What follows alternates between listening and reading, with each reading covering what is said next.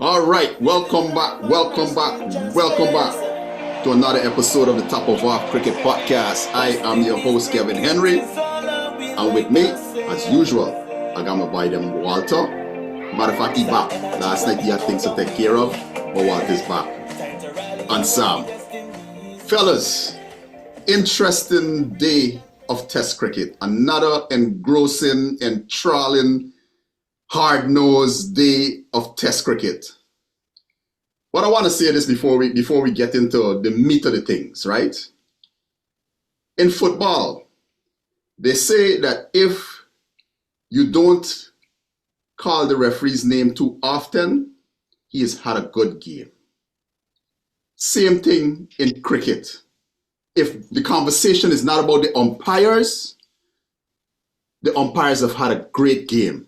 Same thing in basketball. And you can pick a sport. If the officials are not spoken about, they have had a great game. Today, what we saw in front of the world, because I would imagine millions of people were watching this game, and millions of people were left with a sour taste in their mouth with how the game was officiated. I'm going to start with you, Sam. How are you feeling? Not well at all. And I'm going to be blunt. I'm not going to call the name of the umpire. Right? I'm not going to give him any airtime. That's how I feel.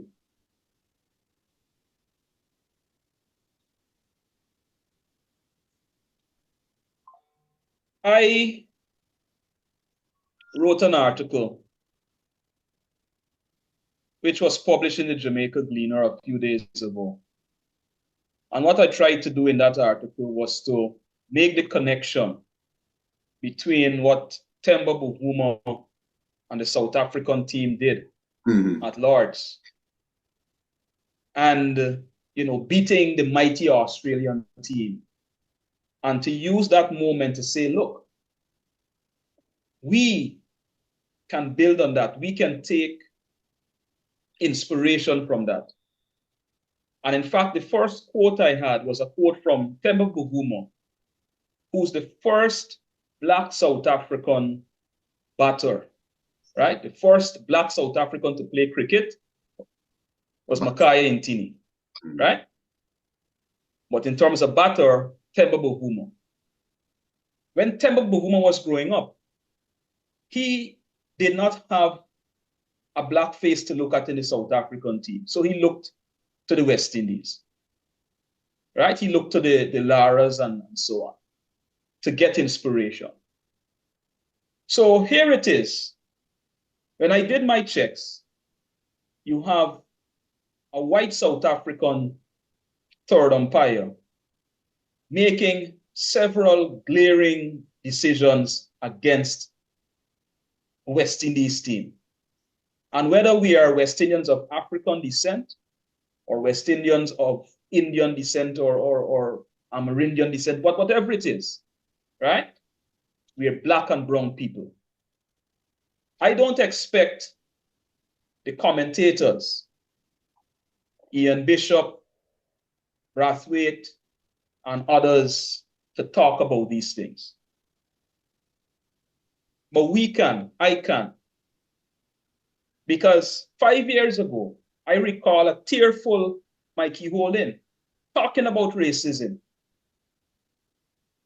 And South Africa was one of the countries he spoke about. Interestingly, the TV umpire, third umpire, whatever you want to call him, right, started his career in 2020. Now, let me be very clear. I don't know this fellow. I haven't seen any racist remarks made about him. All I'm saying is, deep down inside, I have to question, is this man racist?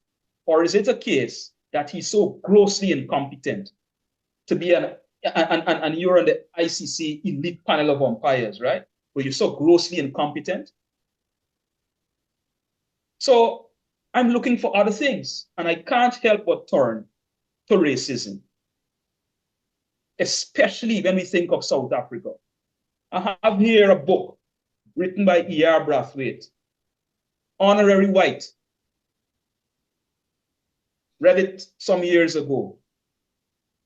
He spoke about his time being invited to go to South Africa by the apartheid government, and they allowed him in and give him a card. Okay, you're an honorary white, so you can stay in certain hotels and what have you. Of course, Braithwaite got away and went to meet his people. You see? So I can't sit here tonight and pretend that all is well in my soul with what happened today. It smells of racism. That is my view. Now, before you guys jump in, let's make a practical thing. We go to day one, when Shai Hope took that catch, and I looked. There's question in my mind, right? It's not that there was no doubt, but to me, I saw more white under that ball. There was no indication from where I'm sitting that this ball touched the ground. But guess what? I said, you know what, Sam? For all the years I've been watching cricket and listening to cricket and following cricket, you always give the benefit to the batsman or the batter, right? To the batter. That is my understanding. So yesterday I said, listen, there is doubt. There is still even doubt in my mind, right? Maybe I'm seeing what I want to see, but okay, fine. Okay, give the batter the benefit of the doubt. Now today, Shai Hope is on the other side of the call. He's not the keeper. He's the batter. And the world saw where, okay, yes, the ball in the gloves. But then, if there was no ground there, there's a question mark as to whether that catch would have remained. Right? And since there's a question in your mind, given the decision you made the day before, the right thing to do was to say, you know what? I'm going to give this not out because there's a question in my mind. And I stopped there. So, Walter, two critical moments, right? Roston Chase, Shai Hope. Sam brought up Shai Hope. Two critical moments. Two of the best batsmen, and it was evident today based on the scores that they made. They were given out at critical moments to more than questionable TV umpiring decisions. What was your train of thought in that moment, or in both moments? For the people, I'm sending you a request now. I sent you guys a photo. Let the people see.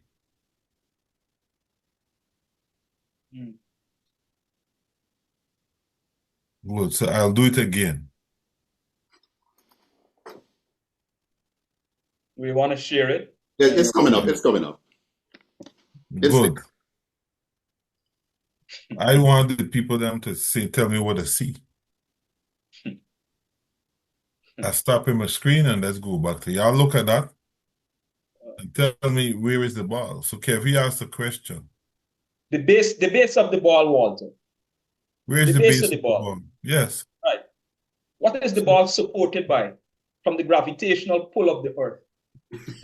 What is it supported by? I did that.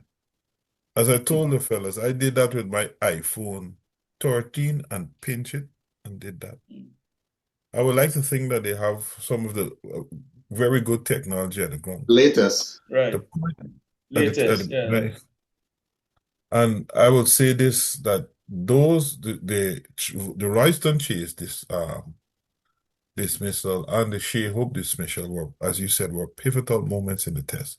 Because that, if they had put on, and as we said before, if we scored at 250, any team that scored 250, 220, 250 in this test match has a distinct advantage. And I guess you guys spoke about that last night as well.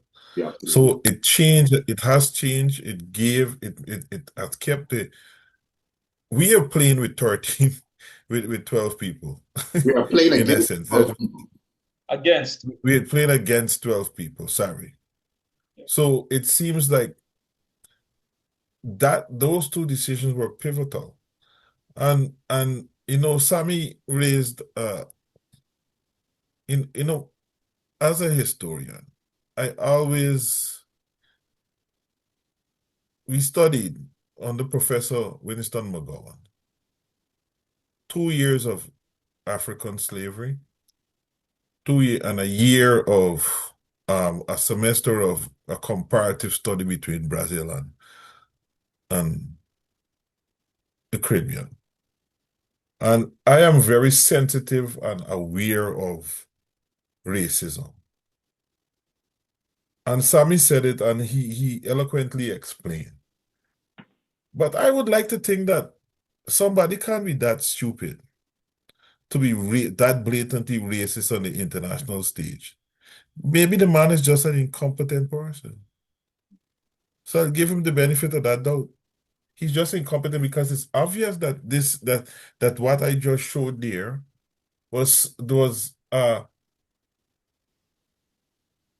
the person's out. And I'll say this to back up what Sammy said.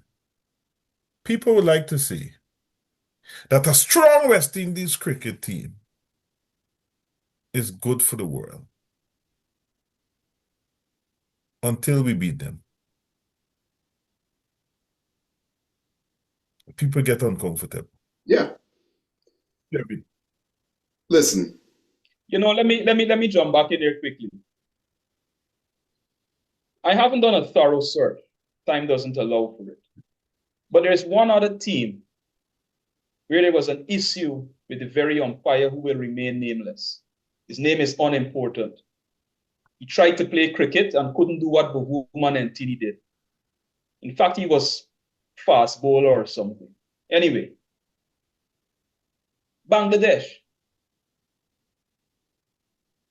So we can check to see if he has made any egregious calls against white teams, right? Primarily white teams or predominantly white teams. They're Australians, New Zealand, England, South Africa. You check it and see. And I agree with you, Walter. There is a chance, let me say 50-50, that he's just incompetent. But after you made a bad call the day before, you're under scrutiny. You're going to come back the next day and to make that call again. Let me tell you, you know what racists do? Right? They use whatever little power they have to oppress. Right? They don't have to be presidents and kings, They might just be a jailer. They might be just some nobody. Right? Not in the levels like a Buckner, right? A nobody. But they want to be spoken about. Because guess what? There is nobody overseeing the third umpire, whatever decision he makes. When you're on the field, okay, we want to review this call. You raise your hand, Kevy is out. Kevy says, nah, review that quickly like Roston Chase did when he knew that he touched that ball. Quickly, go upstairs to the big man upstairs, right? Pun intended. The big man upstairs. So the South African third umpire feels he's God. Because what are you going to do after this? Are we going to change the results? Are we going to, okay, the ICC going to, no. His decision is final. That's what we must understand and recognize about racism. The act and deed is done. Yep. The God complex in a racist allows him or her to act in a certain way, knowing that nothing can be done to change what they would have done. The story has already been written. Sammy and Kevy, we have to allow Kevy to weigh in on this. But one thing I'll see, and Sammy, you have eloquently and you've highlighted this point. But I'll listen to Darren and Sammy. And he said something that is profound. People, we still have a test match to win. We're in a position to win this test match. And the West Indies team should, and us as supporters, should use this as a motivation to win this test match. The world is against us. We are considered a second-tier team. And as you've been saying, Kevin, it's mango season time. Listen. Kevin, talk, my brother. Listen. 1992. West Indies versus South Africa. South Africa's first test back into, after they were readmitted into test cricket, right? Anderson Cummins was not selected to play for the West Indies. And the Bajans let their collective voices be heard. You could have counted the amount of people that were in the stands. So this is what I'm saying to the Bajans. An injustice was done to the West Indies team. An injustice was done to two Bajans. Back to back. Are we going to let the ICC get away with this? Are you going to show up at Kensington tomorrow? And if the game prolongs into Saturday, you need to be there and your voices need to be heard. And if the game doesn't end in West Indies' favor, it needs to be even louder. Because this cannot happen again. We cannot permit this to happen.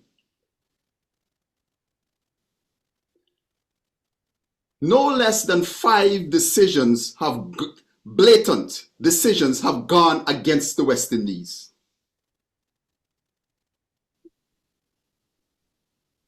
How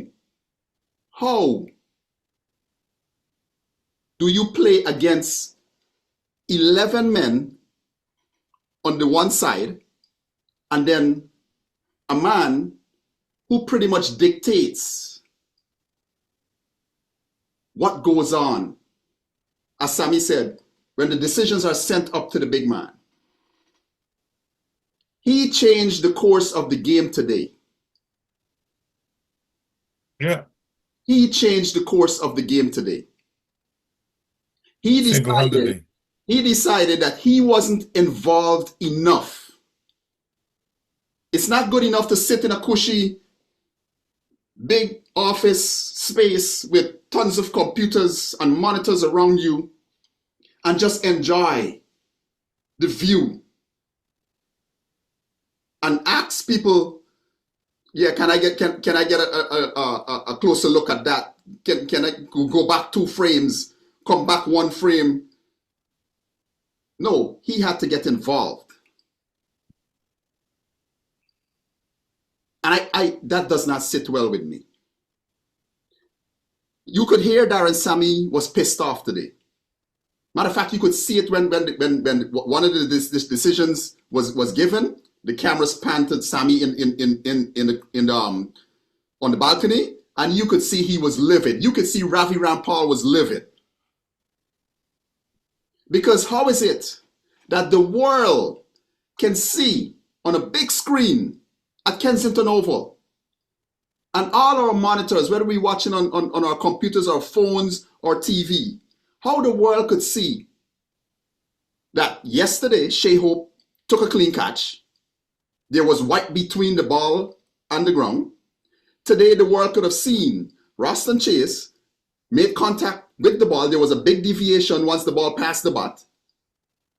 The world could see that Alex Carey did not take that catch cleanly. The ball was nestled on the ground, the gloves, between the glove and the ground. The world could see that when Cameron Green was given out LBW, was he given out or not out? Not out. The world could see that the ball struck the flap of the pad before it made contact with the bat. and how you are the only one that can't see that, and you have all the technology available to you. But you had to change the course of the game. I'm hard pressed to doubt Sammy.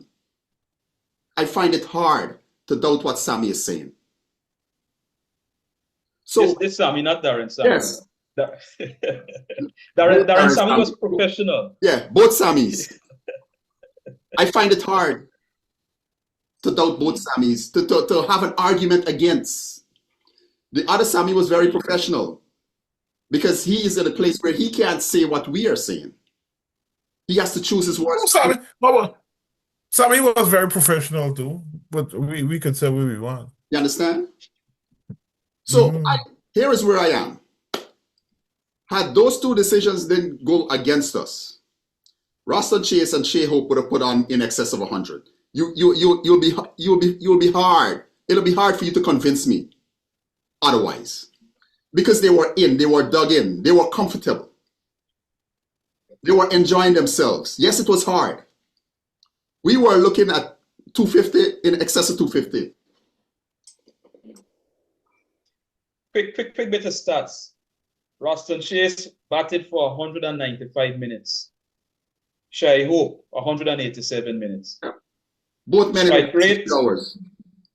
Strike rate for Hope, 52. Roston Chase, 40.74.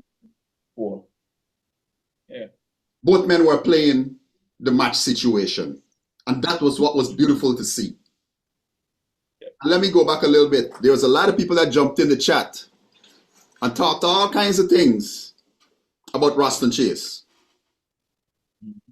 He can't bat, he can't this, he can't do. But I saw a young man today that put the West Indies on his shoulder as a captain, understood what the match situation was, and batted accordingly until a certain umpire decided he had to get piece of the action.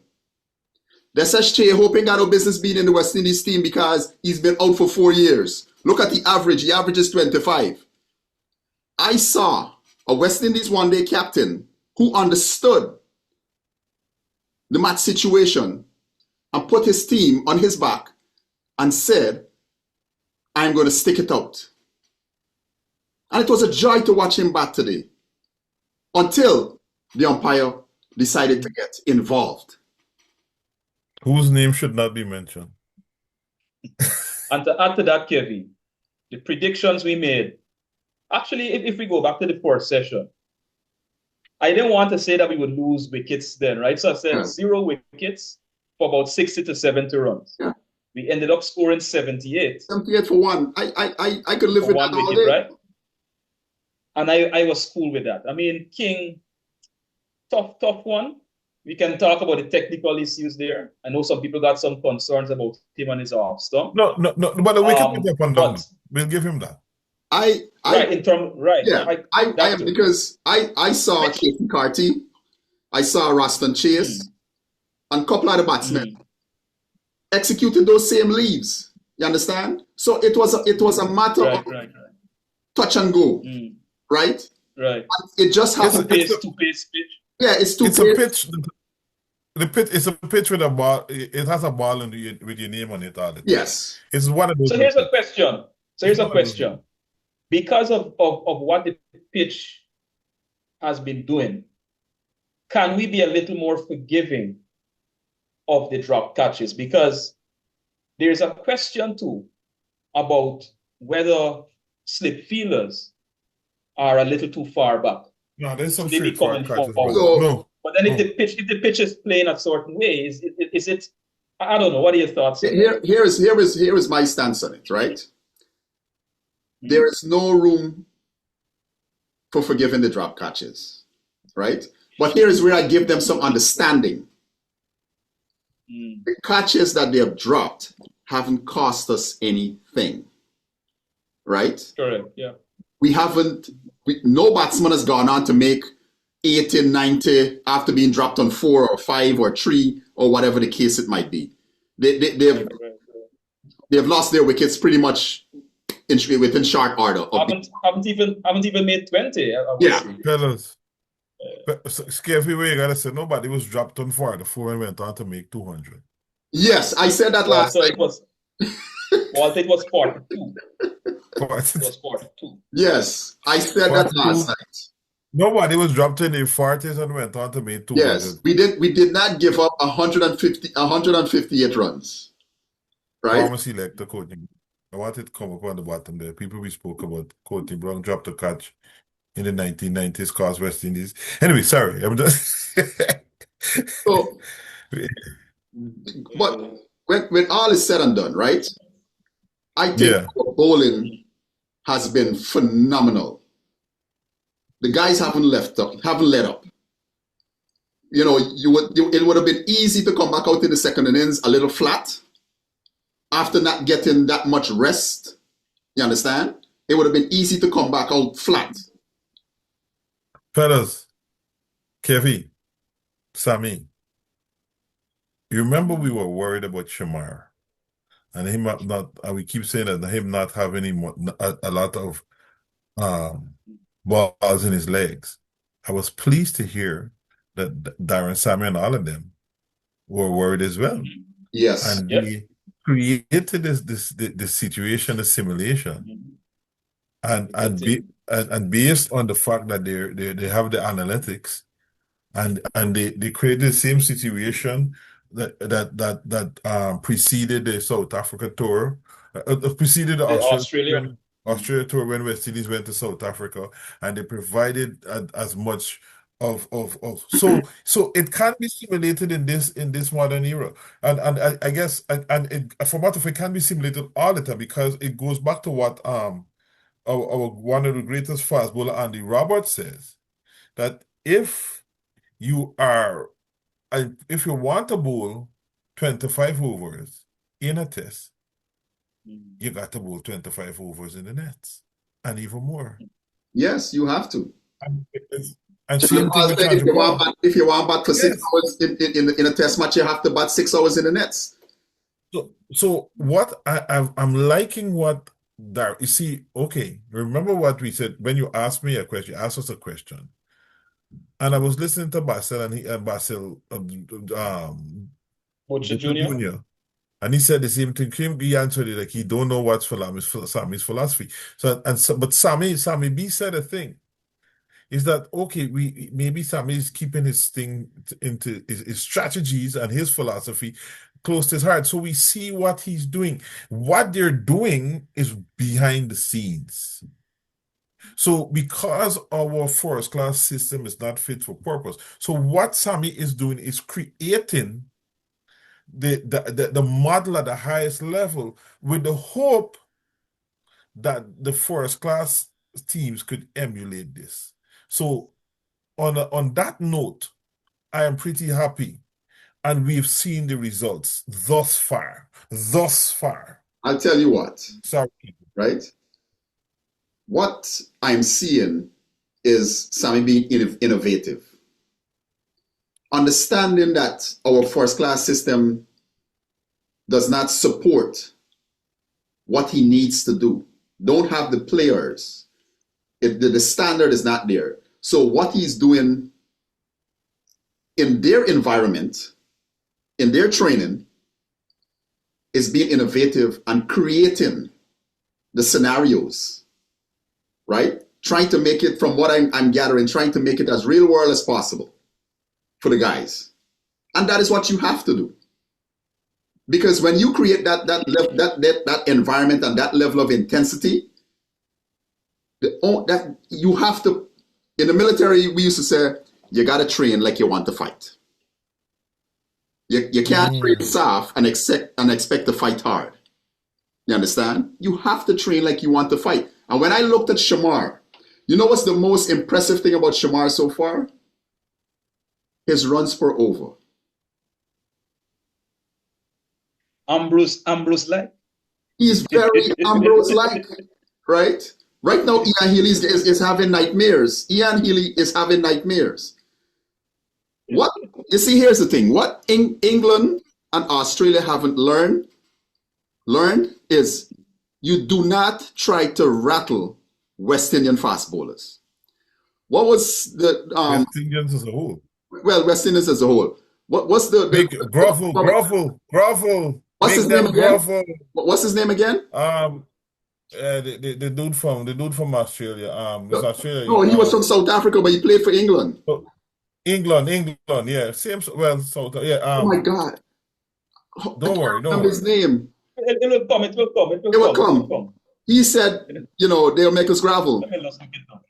Who was the Aussie commentator that had a lot to say about Tony Gregg? Tony Gregg.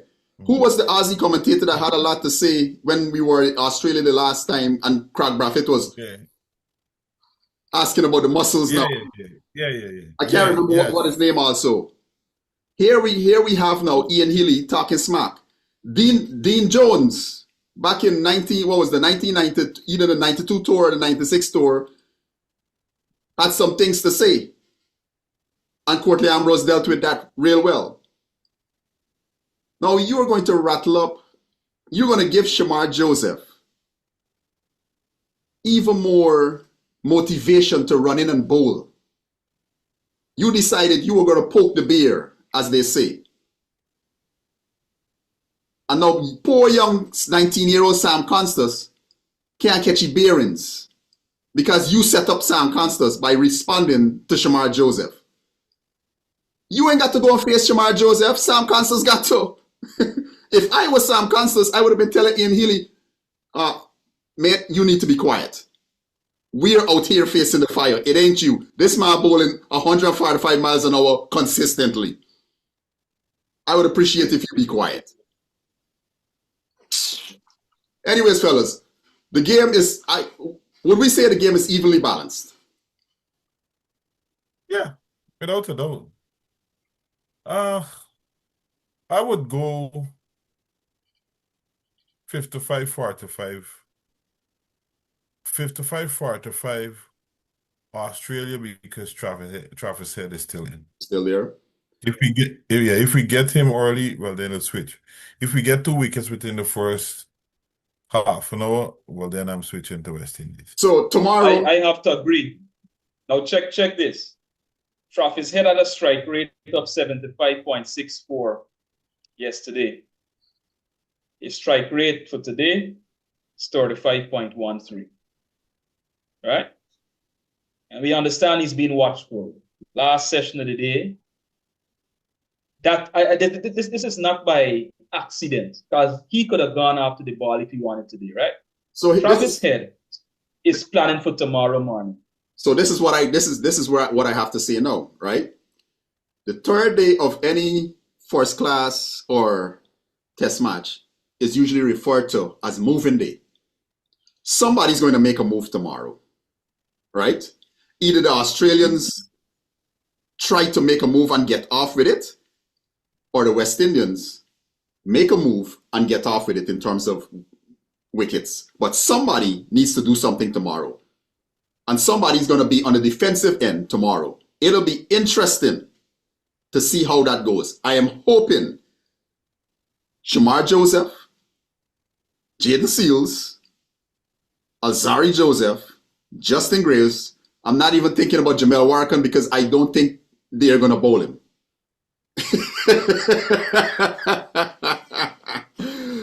I think, because if you notice, Nathan Lyon barely played a role in the West Indian innings, right? I don't think Warkan is going to get a bowl. I think these four fast bowlers are going to be the ones operating tomorrow morning, and for almost the duration of the time that the South Africans, the Australians are batting. But tomorrow is moving day, and it's going to be pretty interesting to see how it goes. What I want to see is our boys show up tomorrow morning. I know it's 2 days. The body might be a little bit stiff. I hope their recovery after play today was great. Their warm-ups tomorrow morning be great. And they show up in the same manner how they showed up yesterday morning. With that being said, anything in closing, Sam? Quite a few things. But let me keep it as short as possible. I have to go back to Kemar Roach. The world probably tired of me talking about Kemar Roach. But my initial position was that, look, Kemar Roach, once healthy, needed to be in that squad, given his player mentor role, right? Now, once he's in the squad, it means that if the need arose, that he would be balling. And I'm fine to live with that. In fact, Kevin and Walter, I think the both of you were even stronger in support of him being in the squad because you had, wanted him, okay, you should be in the 11, right? I warmed up to that to say that, look, he should be in there. Based on what I see happening with Warrican, good, Roach would have made a bigger difference to deal with a Travis Head, for example, right? So the question remains, why is Warrican in the team? Was it the hope that West Indies would bat first, and so Warrican will, by some, I don't know, will be able to bowl on the 5th day? Is that what we were expecting, a 5th day match? When the pitch will be conducive to spin or what have you? But I have a theory. Warrican is in the team precisely because he is vice captain. And so what he is doing in the team right now, he is learning. He's learning to be in that leadership role, right? And there might be other things going on behind the scenes. That's all I can think of, because I don't see him bowling. And he going as night watchman. I don't know if his role is watchman now. We can call him watchman, because bowlers are normally watchmen, right? So since see him bowling, he's a watchman. Anyway, last point. I started off by talking about racism. But let me be very clear. There are lots of white people out there who are not racist and who show love to black folk. When you looked in the stands today, I saw white people wearing shirts with the image of Carl Hooper. I saw several Australians. I'm assuming they're Australians. I mean, they could be English too. Who knows, right? It could be the English back in West Indies against Australia, right? But the point is, I saw white folk wearing the West Indies merchandise and what have you, right? And it was nice to see that and to see them celebrating our greats. Because when you check it, when our Laras and whoever went down and Frank Worrell was like a king in Australia, right? So while we have some racist people, we still have a lot of good people out there. That's it for me. Before you go, Walter, one of the people that had on that shirt with Carl Hooper's face was Jason Gillespie. Correct. The former Australian fast bowler, who I thought was one of the finest exponents of fast bowling. Right? So I just wanted to put that there. But go ahead, Walter. Mark Nichols is the name. Mark Nichols. So I must make an apology. As a historian, I have not respected and understand, and I guess the system does not. The Caribbean system needs to do more work for us to understand the names and the profound impact. After listening to the Professor Hilary Beckles and the role Frank Worrell played in West Indies cricket, and I implore everybody to go on West Indian site and look at that presentation, lecture done by Professor Hilary Beckles and hosted by Darren Gangle. It is profound, and people don't realize the connection between this game we love and the team we love, West Indies cricket, and our independence movement in the 1950s and 60s. So yes, so as a historian, I don't think that I have spoken about it enough and given it enough respect. And right, so that said, Cricket's tomorrow, first revolutionary. yes, CLR James. Hmm? No. Frank Worrell. So No, remember, no, it was CLR James that said it. Professor Sorry Ribe. Oh, who said it? Oh, sorry. Yes, CLR Okay, James that said sorry. it. Yes, yeah. Mm, So, um, I would like tomorrow for the West Indies team to go out and finish this job. This game, I think, is ending tomorrow. I would love Mia Motley as somebody, please get your people out there. Motivate West Indies. Get people go to that place tomorrow. Remember what the Bajan song said tomorrow with the guy said, we ain't going to work tomorrow. What's the song name again? I can't come to King work. Bobo. I Yeah, calling in sick. I call calling it. sick, King. We're calling sick tomorrow. People from Barbados wanna call in sick. Wanna need to be at that ground making noise. I was in my graduation today at school's graduation, watching the game as much as I could. I was rallying, and we need to rally it in we veins, people. Kevin and Sammy don't cuss. I could cuss. Y'all know that from the since I started, it's cuss. But one thing, cussing as much tonight, I let my brother them do though. Mm, Sammy, Darren, Sammy, I on your side. We want cuss, but mm. then we beat up these people, and I gonna feel even better because we, as a cricketing nation, have fought as a people first against all the odds to be where we are. All the odds, and there are many in every sphere of society. West Indian cricket represents that. Cricket's first revolutionary. Let us invoke that spirit. Start it in Barbados and come to Frank Worrell's second island home. Because beyond the boundary, Worrell was a senator here in Jamaica. And apparently he was related to George Headley. Hmm. Yep. The first black man to captain a West Indies side for a game. Yeah. So I'll start here. I'll finish here, actually. We'll finish here. It was great to see all the greats at the game so far, right? It's great to see Clive Lloyd. It's good to see King Carl, as we call him. You know, one of the most. It's like, as they say, it's like you're watching a beauty contest when you watch Carl Upabat, right?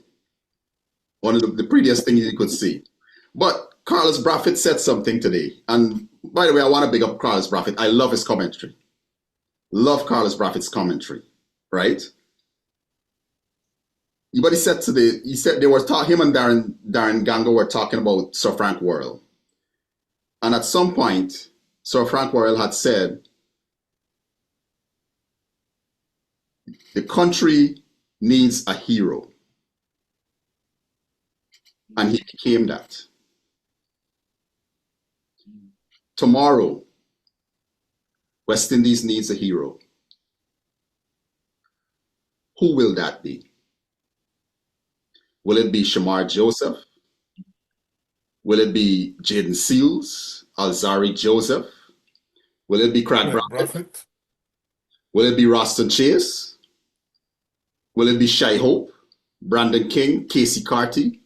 Somebody has got to be that hero tomorrow. Because against all the odds, because we're not playing against 11 Australians anymore. We're playing against 12 men. It is important that we take the umpires out of the game as much as possible, because we are playing against the Australians and for the most part, one umpire. So we've got to take them out of the game, and somebody has got to be the hero. One person's got to put their hands up and says, it's going to be me today. Shamar Joseph has done it in the past. Hell, he's done it in this game in many ways. Somebody in the batting lineup has got to put their hands up and say, I got it. I will be the hero. And what it will be really fitting if it's a Craig Braithwaite or a Roston Chase or a Shy Hope. With that being said, Top of Off Cricket Podcast, we are out. We will see you guys tomorrow night. One love. More than likely, I would like to, well, let me not say more than likely. I would like us to be celebrating a victory either tomorrow evening or Friday or Saturday at some point. Saturday. Kevin, who will it be knocking on the Australian's door? Knocking on the Australian's door. Who could it be now? Yeah. Knocking on the Australian's door. All right, fellas. One love. Yeah, man.